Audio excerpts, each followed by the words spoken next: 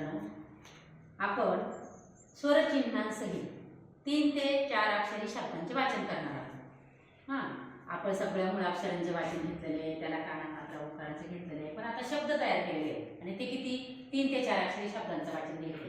तर पहा, माझ्याकडे पण हा शब्द आहे, तो स्वरचिन्ह जोडून तयार झालेला आहे। पहा, पालक, पा ल आणि क जोडून तयार झालेला आहे पालक।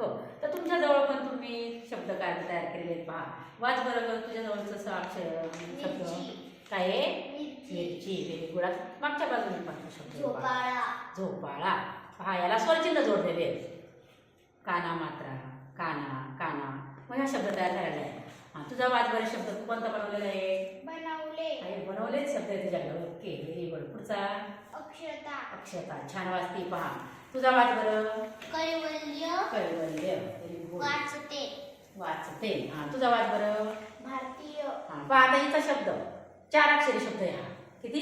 4 अक्षरी। आणि तिने वाचलेला कैवल्य होता तो 3 अक्षरी होता। पहा, आता हा पण किती अक्षरी?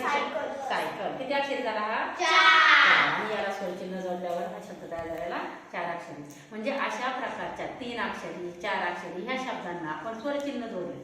स्वरचिन्ह म्हणजे काना, मात्रा, उकार, वेलांटी, अनुस्वार, काना 1 मात्रा, काना 2 मात्रे, 2 मात्रे, 1 मात्रा, अशा प्रकारच्या शब्दांची वाचन।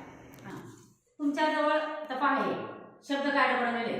या शब्द कार्ड तुमच्या जवळ आहेत, पाहते त्याचं वाचन करायचं आहे। आता वाच बरं तुझ्या जवळच्या कार्डचं वाचन। माकड। माकड। हा, वेलीचा। वेलीचा, व्हेरी गुड। तू वाच बरं ग। उजळणी। आवडते। नको। हा, काय? आवडते। आवडते। आणि हे काय आहे?